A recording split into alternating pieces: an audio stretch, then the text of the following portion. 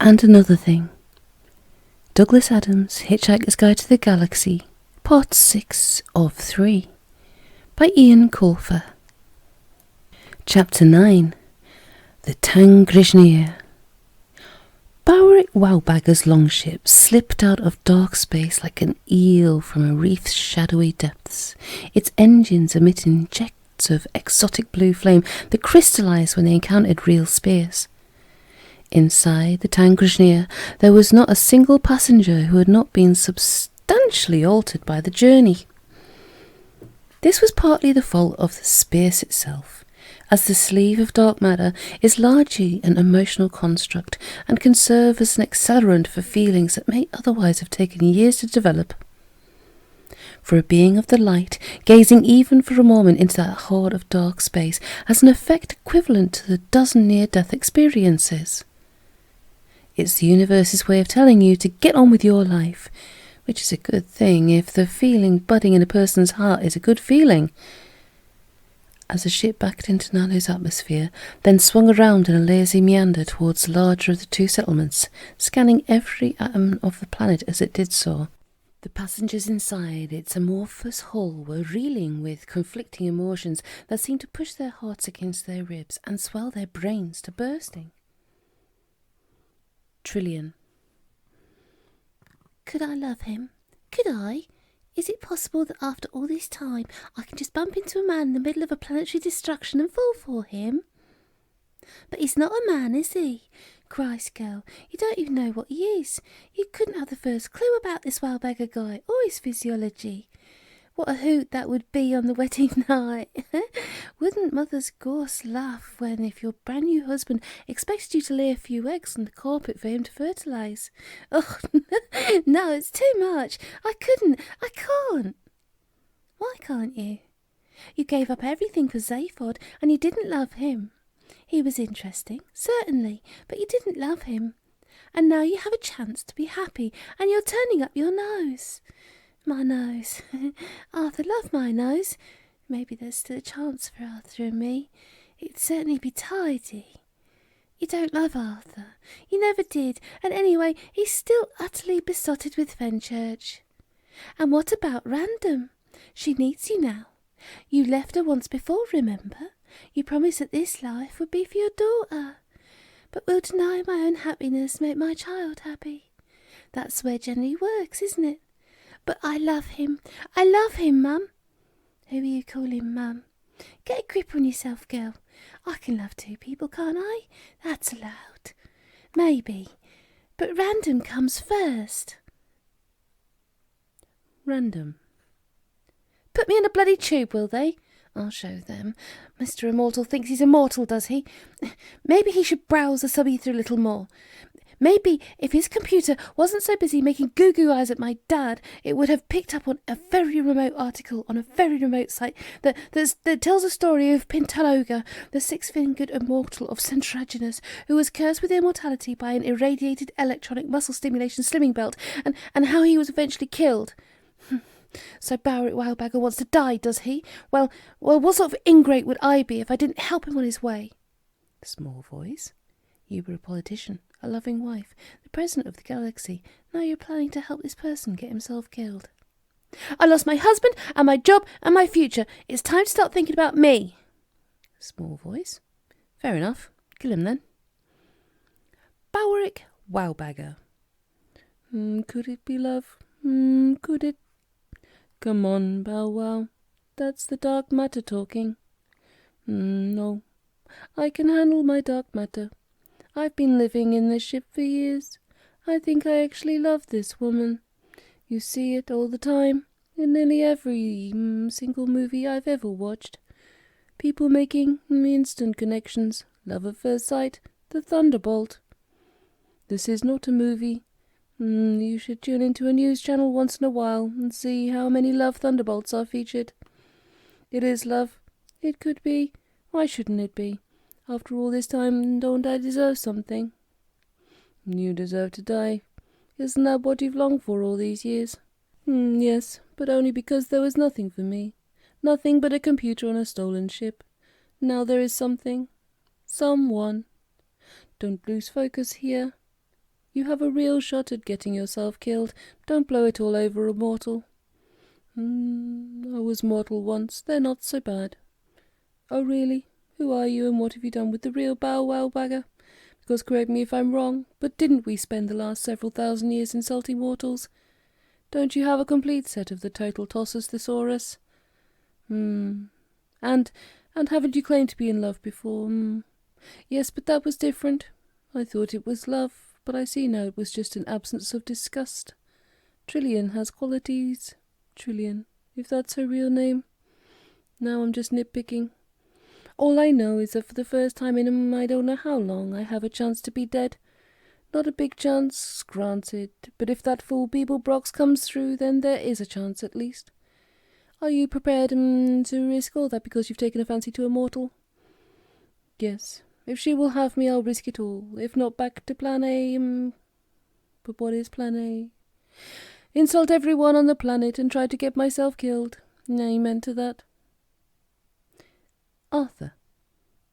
This is ridiculous. I've spent most of this incredible journey talking to the hardware. Actually, I've been talking to myself. The computer dips into my memories and compiles appropriate responses from previous conversations. If you listen carefully, you might hear the blip where the sentences have been spliced together. I know, but it's hard to turn oneself away. I lost Fenchurch once and it nearly killed me.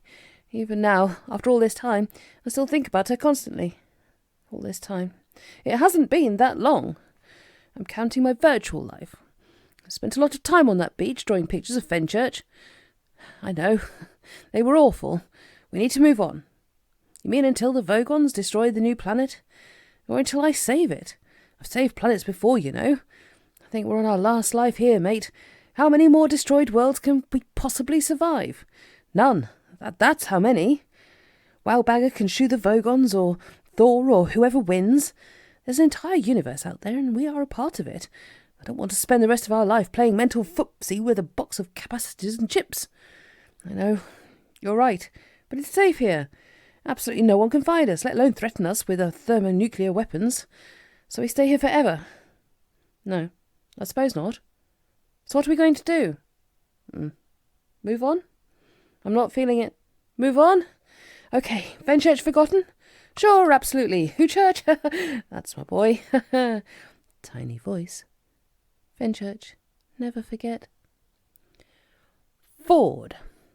I could go for 8 minutes without blinking. 8 minutes, surely that's some sort of record.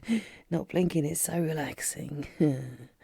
I was a little relaxed before I boarded this ship, but now I'm positively comatose. Or is that comatose? Which would make sense, because my toes do look like little commas, which is quite a scary thought for some reason. Beer, wonderful beer. The more you drink, the more you fear. Oh, Goosenug, I've been a fool. I know what I have to do. I need to write something for the guide about this ship in case the publishers ever manage to oust those Vogons. My goodness, it'll be a sensation. How many mortals can have travelled inside the Tangrishneer? I don't know. Not many, I bet. And the next one to manage it will be pretty relieved to find a comforting and informative entry in the Hitch-hiker's Guide. Right, what to submit? Something concise. Don't give those bastard editors much to play with. But stylish. Something that says full prefect all over it and yet captures the essence of such a cool golden ship. My last submission was a little wordy, so cut it down. Get straight to the issues, immediately to the matter at hand, directly point-bound, relevance on the horizon, Captain. I've got it. There's only one word that encapsulates both my spirit and that of this wonderful vehicle. One beloved term, equally popular among all the old groans and the young grins. A collection of syllables as beautiful as it is useful. Fruity. They gathered on the bridge to watch the descent towards the new blue planet. Ford stepped close to a curved wall, and it bubbled into transparency. I wanted the wall to do that, said Ford, grinning. I thought it, and the ship did it. The view was undeniably spectacular, and even Wowbagger took his eyes from Trillian's profile for a moment to appreciate the expanse of waves, flecked with golden sunlight, flashing past below the prow. It is, nice, he said in the tone of a Blaslesian parolee who has just had his taste buds returned to him after a 20-year stretch. Yes, nice. Trillian wrapped her arms around his bicep. Nice? It's fabulous, spectacular. I thought you were supposed to have a way with words. Not the good ones, said Wowbagger, smiling. I've had no need of them in some time, thanks to all these gementuous mortals, present company excepted. Random brushed past, accidentally bashing Wowbagger with her elbow. Most of the present company excepted. Random smiled sweetly. I would just like to say, Mr. Wowbagger, that I really hope you die today, just like you want. Random, said Trillian, shocked. What a terrible thing to say. And anyway, it's not going to happen. Zayford Beeblebrox never followed through on a threat or a promise in his life. Wowbagger smiled down at her. Don't worry. It's a dark space. People's emotions get amplified. They say things they don't mean. She'll settle down. Don't count on it, said Random, scowling. But Trillian wasn't listening.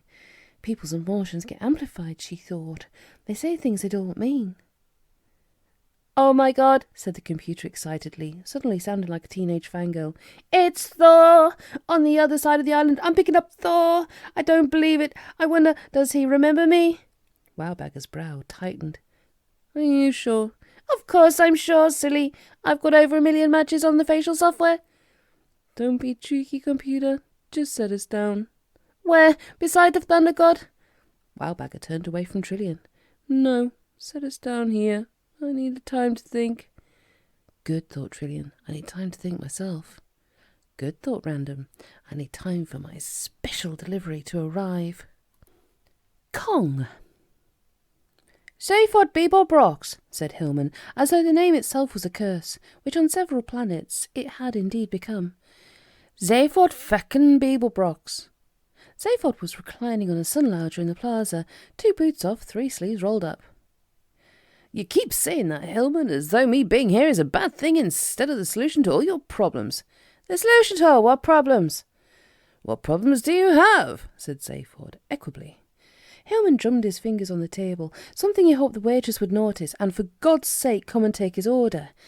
He stopped mid-drum.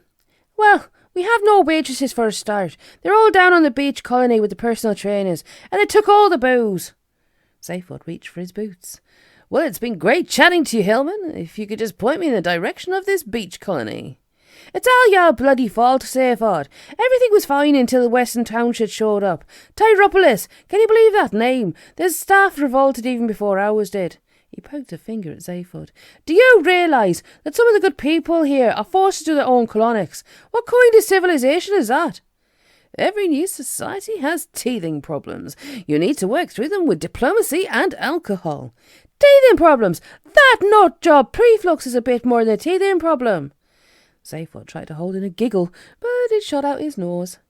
What's so funny, Beeblebrox? Oh, nothing. No, please share. I insist. It's just that you called AC preflux a nut job. So what? He is a bloody nut job. If he is, so are you. Hillman frowned. What's that supposed to mean? Well, he is you, and you are him. Don't tell me you haven't noticed. That's a load of horse manure, said Hillman, but there was a plate of cold dread in his stomach, and he knew it was true. The Western Township? Tyropolis? That's you guys from another dimension. I made a bundle off you the first time, so I thought, hey, why not do this again? I was on my way for a third group when, boom, here come the Phocons. So the Earthers gone. Utterly and forever. Even Arkle Schmarkle and all of his horde couldn't put that planet together once more.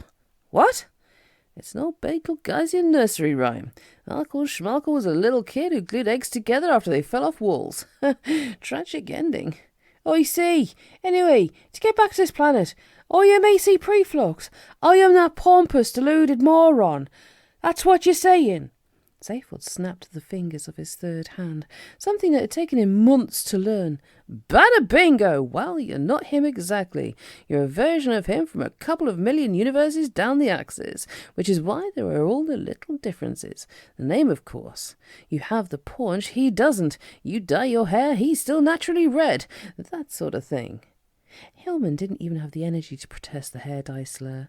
It was one thing to know that there were an infinite number of alternate Hillman hunters. It was quite another to be at war with one of them. I can't believe this, he spluttered eventually. You set me up, Beeblebrox. You pitted me against myself. Zaphod slapped his own cheeks and chest in mock horror. I set you up? Ha! Me? That's preposterous. I was just trying to make a few bucks. You know there would be other colonists, Hillman. It's not my fault you ape descendants will fight with anyone, even versions of yourselves. Zaphod suddenly sat bolt upright. Holy shankworsters! I'm right, aren't I? I just made a valid point.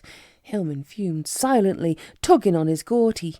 Beeblebrox did have a point. He had saved their lives and transported them to a new Eden. It was hardly his fault if the human race screwed it up all over again. Hillman glanced across the square to where Buff Orpington was acting like a kid on a sugar drip, running in circles round Thor, tongue hanging out, twirling the golf club. The settlement be falling apart, Zaphod, admitted Hillman. I could really use a god. Zaphod tried to look surprised, as if this was not exactly where he'd hoped the conversation would go. Well, I do have a god. Is that the real Thor? Really, is it? It really is, and I'm his manager. Hillman flapped his lips. What? So even gods cost money now? Wake up, Hillman. Gods have always cost money, but I could do you a deal. Would we have exclusive rights? I couldn't promise that. Thor is the big league, a class 1 deity. There are a lot of cultures who want to adore him. And is he omnipresent? No, but he is pretty fast. Hillman thought about it. Having a god of Thor's stature would get his planet back on the straight and narrow. AC Preflux's wheel of cheese wouldn't last long against a big hammer like Thor's, and the staff might think twice about neglecting their duties if they had to answer to the god of thunder. When could he start? Something beeped in Zaphod's pocket, and he patted himself down until he located the tiny computer card that Wowbagger had given him. Almost immediately, he said, reading the screen. Thor just has one little bit of divine retribution to hand out. You guys might want to watch this, test drive the merchandise, so to speak. It's going to be spectacular. He called across the square to the god. Hey, Thor, ready to go do the thing? The immortal has landed. Are you sure about this? Said Thor, frowning suspiciously at Buff Orpington, who was trying to heft Mjolnir. I don't know if I'm ready. You see this guy? Is he being sarcastic? Or does he really think I'm great? He wants to be a priest. He wants a robe. Is that what you want, boy? Is it?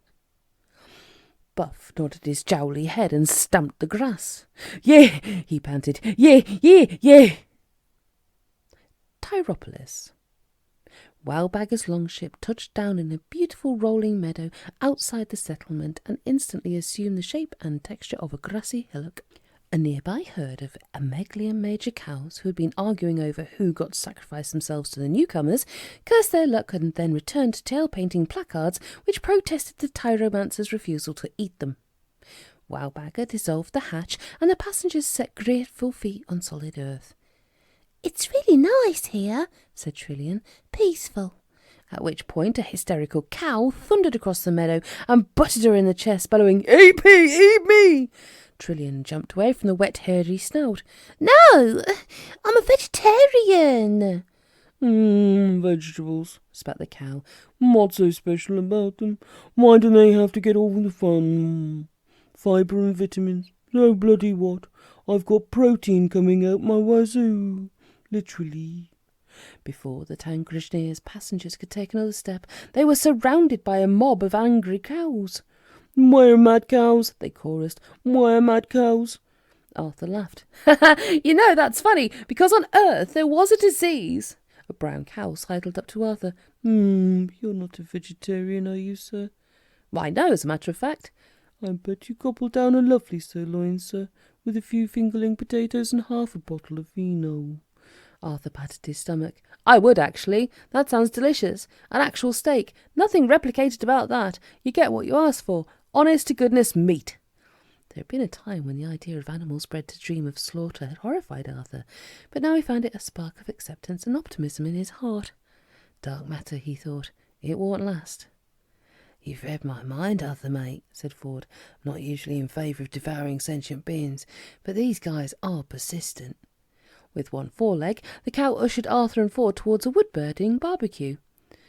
And how would sirs like their steak? Rare, said Ford. So rare a vet with shock paddles could revive it. Medium for me, I think. The cow somehow managed to drape a napkin across its foreleg. Excellent. No wine. Arthur had no idea what the wine situation was on this new planet. It wasn't as if they'd had time for vintages. Surprise me. Wowbagger was feeling a little hemmed in by the other cows. He'd never been overly fond of talking quadrupeds. It was a phobia he was struggling to deal with. You creatures should really back up a little, or I'll be forced to fry you with my energy pistol. Mom, finally, said one cow. Mom, maximum setting, please, begged another. Trillian took his arm. I know this species. They want to be eaten. I'm not going to eat them, but I may shoot them. Random was still emotional from the journey. Why don't you shoot them all, alien? Show my mother what you're really like.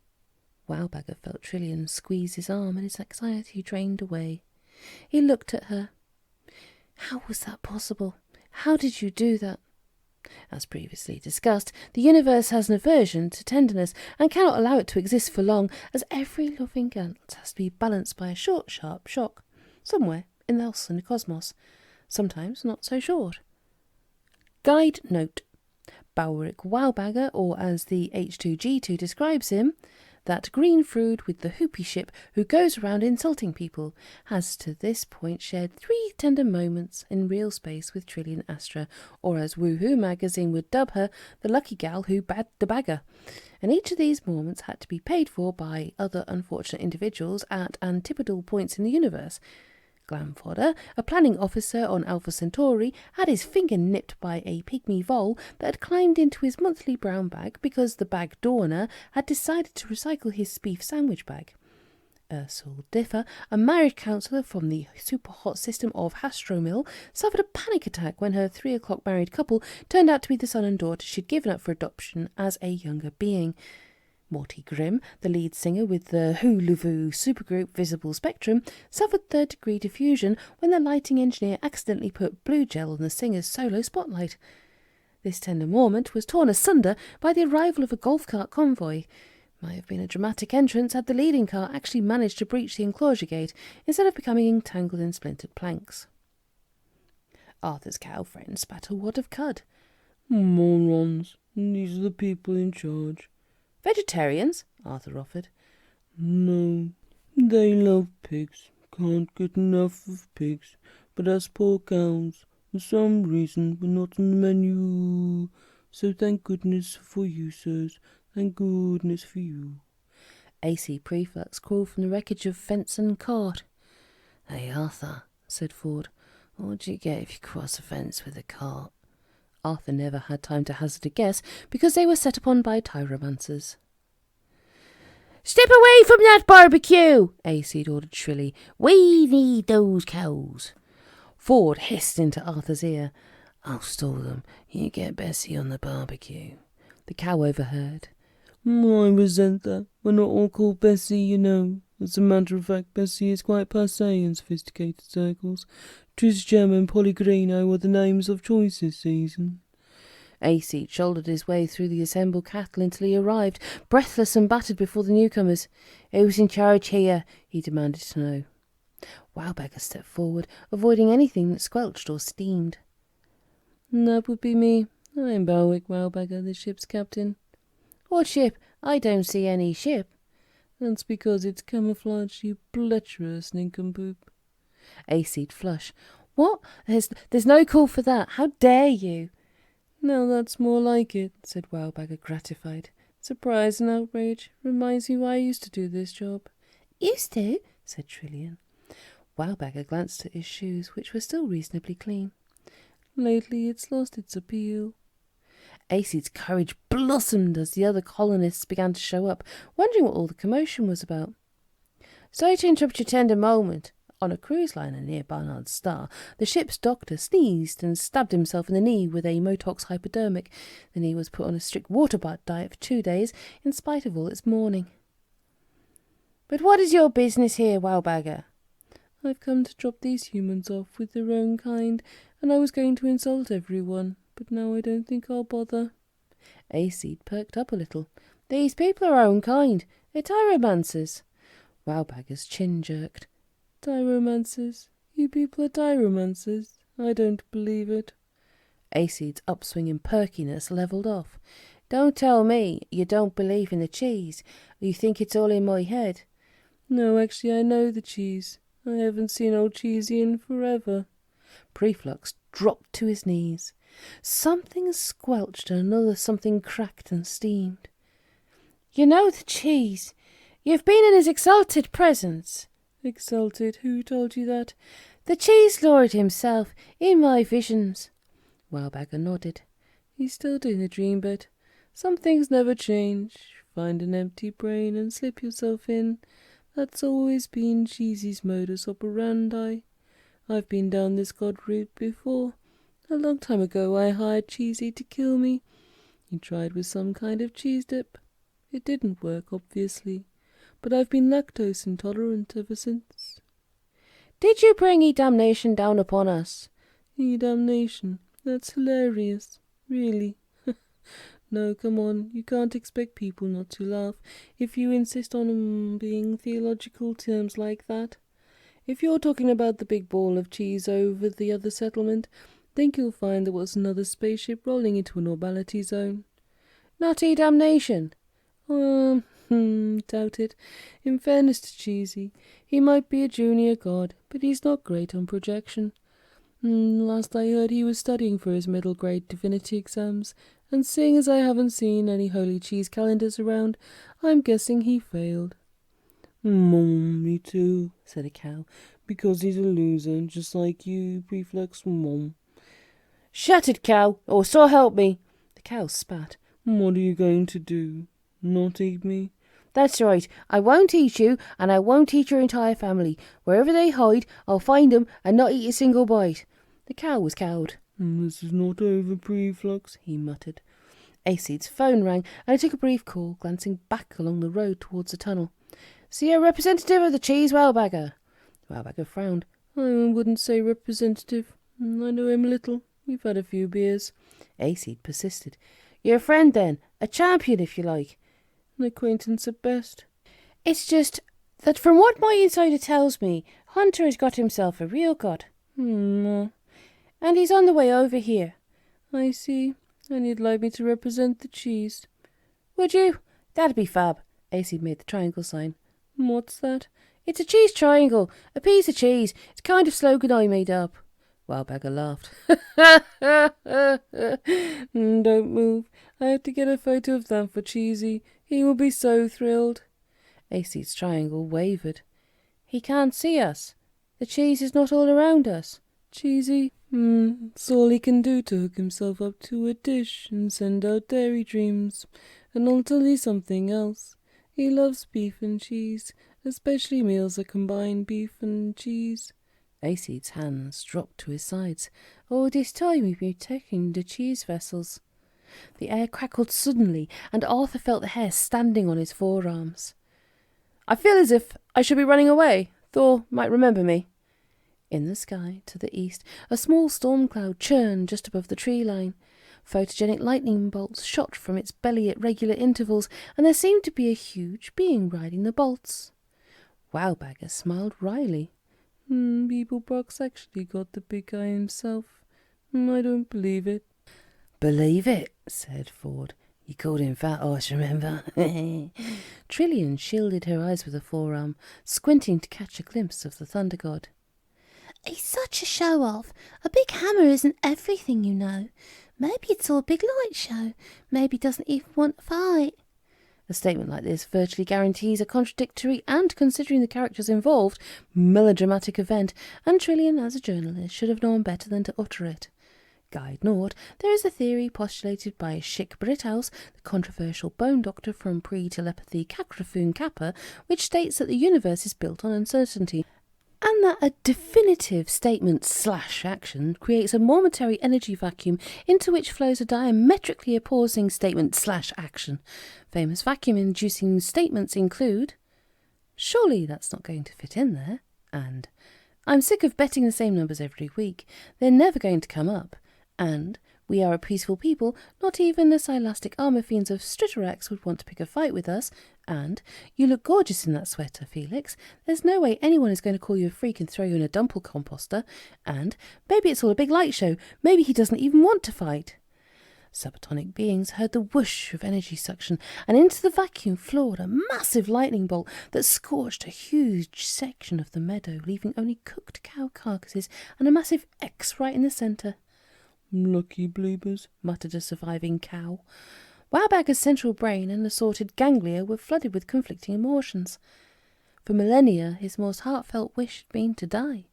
But now there was a slice of light in his darkness, a chance that the principle he sought his death by was in fact flawed. His dilemma was this. Would it be wise to pass up a sterling opportunity to get himself killed on the off chance that he could enjoy a few brief decades of happiness with this already dying woman? "I guess X marks the spot," said Ford, a hank of charred meat in his hand. He turned to the nearest cow. "Do you have any sauce? It's a little dry." Arthur found that he was not as scandalised by this sort of behaviour as he had once been. Repeated exposure to Ford Prefect's rampant gormandising had eroded some of his behavioural notions. "I believe that someone mentioned wine," he said, trying not to sound overly enthusiastic. Random scowled, although no one noticed, as it was one of her two normal expressions, the other being contemptuous curl of the lip. "That's disgusting," she said, transitioning smoothly into expression number 2. "You two are pigs." "Pigs," said the cow. "Don't talk to me about pigs."